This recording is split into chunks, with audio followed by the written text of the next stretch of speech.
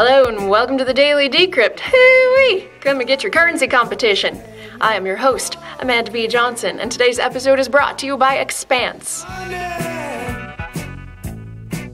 Why does this rock, and yes, this is a pretty little piece of rock, why does it sell for $300 US?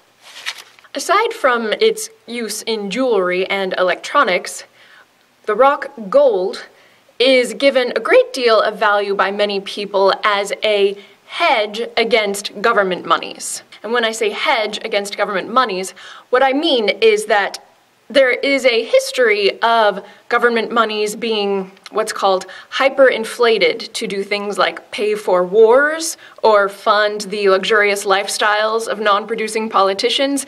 And long story short, it results in people buying loaves of bread with barrels full of government money, that sort of thing. So to protect themselves from the risk of that happening to the government currency that they use, a lot of people will pay a lot of money to hold little pieces of rocks. The difference between these two is that this one is exceptionally difficult to create more of, whereas this one can be printed up in a sketchy RV, or in a sketchy basement, or in a sketchy big fancy building. So if this one is such a superior form of money, why is it not used nearly as much, or even ever, in comparison to this one? Well, let's do a little thought experiment that kind of borders on real life.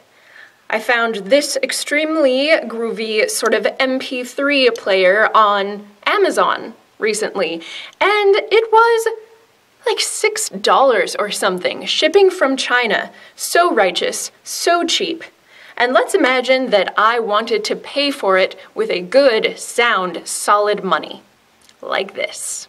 To get $6 worth of this piece of rock, I would need only to shave off the proper amount with a file and weigh it on a scale and wrap it in a padded envelope and insure it, as in give the envelope insurance, which would probably cost more than this.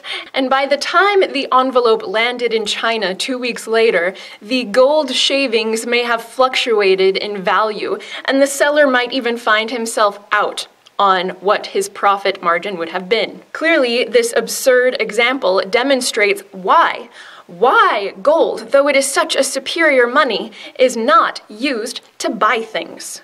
If only there were a way that one person could send digital gold to another person in a peer-to-peer sort of fashion, you might call it. In other words, if only gold came with its own payment network. Welcome to cryptocurrency, my friends. It's going to take over the world. Today's episode is brought to you by Expanse, which is a contract and application platform on Ethereum. The Expanse blockchain is democratically managed through cryptographic votes, and you can learn more about the tech and its team by visiting expanse.tech. And I encourage you to share this video with a gold bug you know today, because who doesn't love gold, and who doesn't want to be able to send its digital equivalent to Chen in China? Have a good day. A hacked device with private keys on it means lost money. That is why the dear old market gave us the solution of hardware wallets.